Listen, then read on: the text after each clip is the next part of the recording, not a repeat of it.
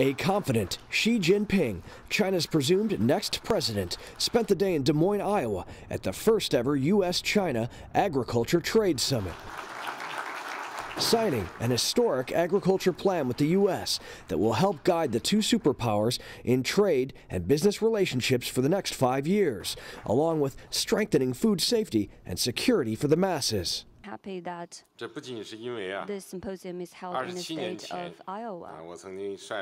It's a great pleasure for me, not only because 27 years ago I led a delegation to the state of Iowa, known as the food capital of the United States. That's how we unloaded the grain into a... The historic morning summit was followed by a visit to a family farm. We watched China very closely and see what the needs possibly could be from China. Very important market, very important that we continue to build relationships and be partners with China.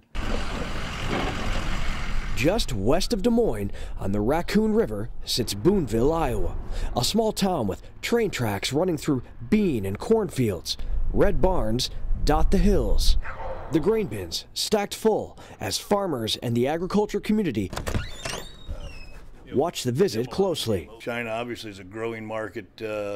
Their corn acreage, if you look on a chart, is growing every single year. Every year they have new records of corn plantings, but every year they continue to have new record of corn demand. This time of year, it may not look like it, but in these fields, great things grow.